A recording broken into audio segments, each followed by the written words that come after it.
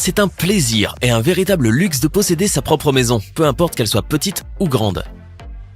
Ajoutez à cela la rénovation et les divers agencements et ameublements, la facture finale peut être assez élevée.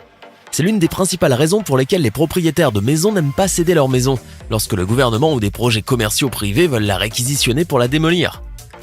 Il y a beaucoup de valeurs sentimentales attachées à une maison, c'est pourquoi ces 10 personnages ont refusé de quitter leur maison en dépit de l'offre d'importantes sommes d'argent. En fin de compte, les projets ont été construits autour de ce que vous devez voir. Voici 10 propriétaires butés qui n'ont pas voulu vendre leur maison pour différentes raisons. N'hésitez pas à liker la vidéo si elle vous plaît et si vous êtes nouveau sur la chaîne, n'oubliez pas de vous abonner et d'activer la notification pour ne rater aucune de nos prochaines vidéos. On commence.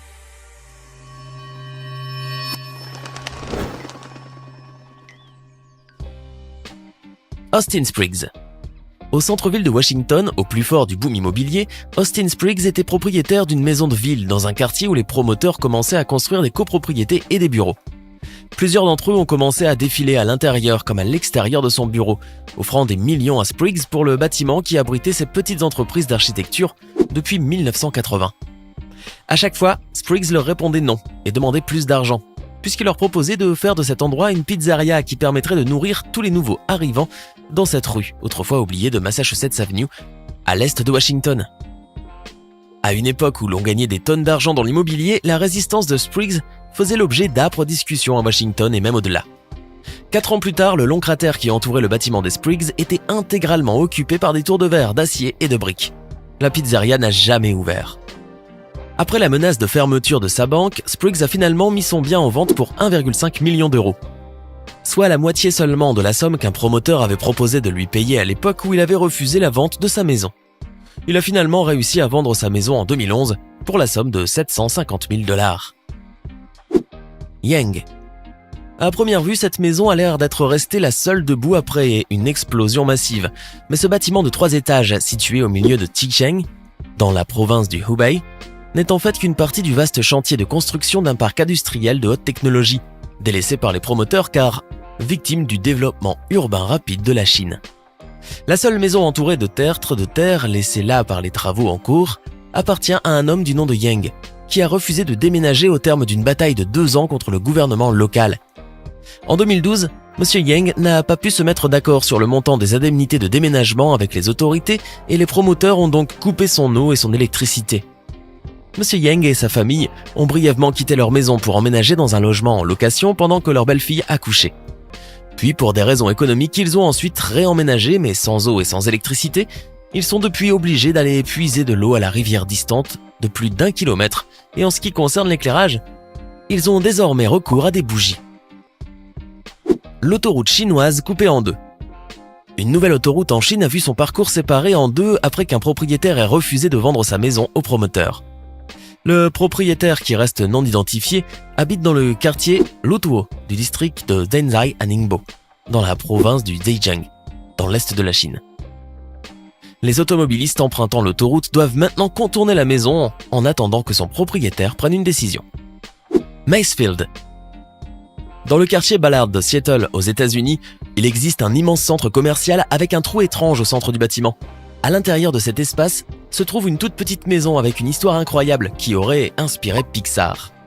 À 84 ans, Macefields a vu le quartier calme et insolite de Ballard devenir de plus en plus urbanisé, et les vieilles maisons ont été remplacées petit à petit par des boutiques.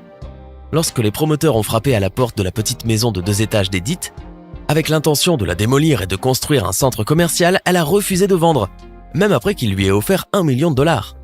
Les développeurs n'ont eu d'autre choix que de construire autour de la maison, et ce faisant, la vieille dame a noué une amitié improbable avec le chef entrepreneur, Barry Martin. Il s'est ainsi retrouvé à s'occuper d'Edith, à aller chercher ses médicaments, à faire ses courses. En bref, il est arrivé à nouer des liens très forts avec cette petite femme têtue. Lorsqu'Edith est décédée à 87 ans, elle a légué sa maison à Barry. Luo Baoguan. C'est le nom de l'habitant du seul immeuble d'habitation se trouvant au milieu d'une route nouvellement construite, après qu'un couple de personnes âgées ait refusé de déménager. Luo Baoguan et son épouse ont insisté pour continuer de vivre dans le bâtiment à moitié démoli de la ville de Wengling, dans la province de Zhejiang, en Chine, parce qu'ils estimaient que les indemnités de déménagement offertes par le gouvernement n'étaient pas suffisantes. Le bâtiment de 5 étages est maintenant le seul bâtiment à rester debout, et il tient même étrangement droit alors que des voitures circulent tout autour, tandis que les époux habitent encore à l'intérieur. Pour assurer la sécurité du couple, les pièces adjacentes du bâtiment ont été laissées intactes, mais selon les médias locaux, tous leurs voisins ont été déplacés. New Choo-Hangen et Zhang Zhongyun. En 2012, New Choo-Hangen et Zhang Zhongyun ont osé s'opposer au projet de construction d'un promoteur immobilier à Jiaozu, dans la province du Shandong, en Chine. En conséquence, le couple déterminé et téméraire, tous deux âgés de 60 ans environ, sont restés coincés sur leur minuscule terrain, alors que tout autour, le sol a été creusé et des gratte-ciel érigés. Les deux entêtés sont régulièrement menacés par les gangsters et doivent se défendre eux-mêmes, après plusieurs tentatives de démolition illégale de leur maison délabrée. Leur eau et électricité ont même été coupées en 2009 lorsqu'un développeur local a commencé la construction de dizaines d'immeubles résidentiels de grande hauteur dans la région. Une maison clou avec une route de 360 degrés. Si vous ne pouvez pas construire à travers, construisez autour. Les urbanistes semblent avoir pris ce conseil à la lettre. Les constructeurs d'autoroutes ont encerclé les maisons de 3 familles chinoises par 4 voies d'autoroute, après qu'elles aient refusé de laisser la place aux bulldozers. Les équipes de démolition avaient en effet prévu de détruire les maisons afin de relier le réseau routier de la ville à un tunnel récemment ouvert sur la rivière des Perles.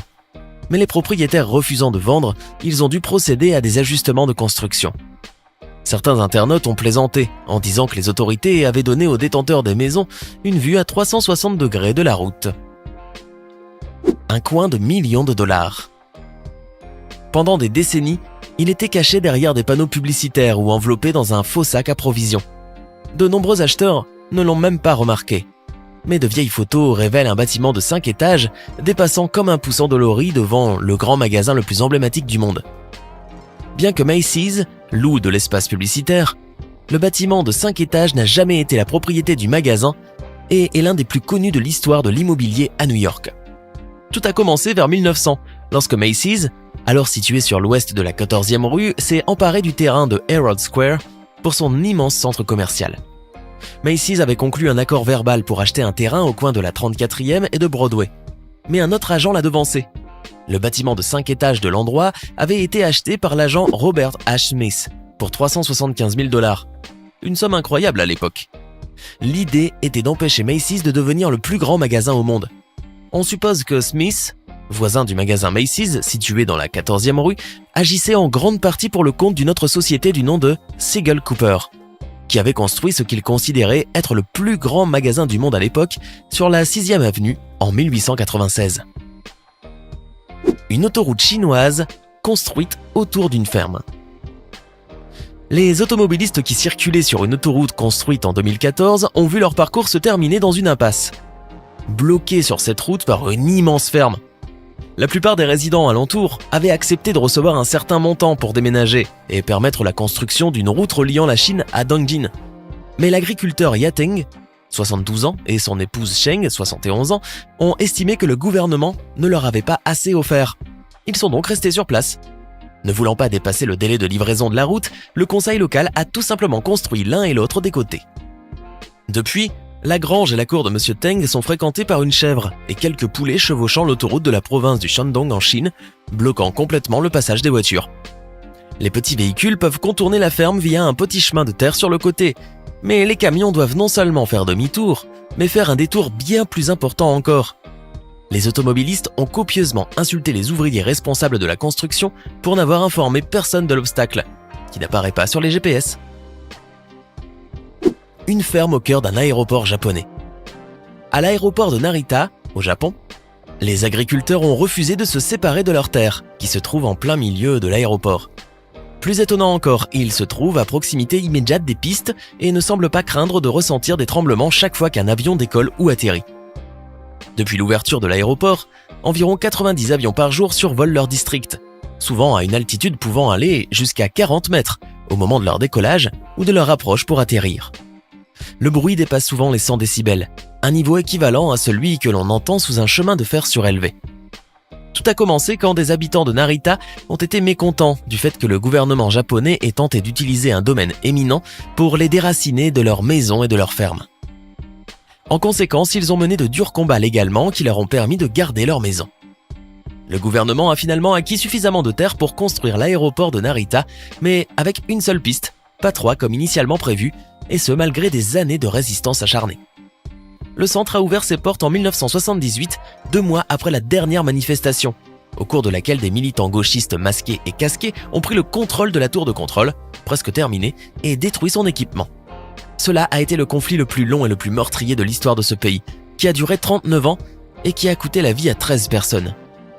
L'acte final de ce conflit s'est déroulé en juillet 2005, lorsque l'administration aéroportuaire a annoncé qu'elle renonçait définitivement à tenter de persuader les 7 agriculteurs restants et qui possédaient de petites parcelles de leur vendre leurs terres, empêchant ainsi l'expansion au sud de l'aéroport. Et vous opposeriez-vous à la vente de la maison que vous occupez actuellement ? Donnez-nous votre position sur le sujet dans les commentaires. Hey, c'est tout pour aujourd'hui. Si vous avez aimé la vidéo, n'oubliez pas de la liker et de la partager avec vos amis. Et si vous êtes nouveau sur la chaîne, n'oubliez pas de vous abonner et d'activer la notification. Bye bye!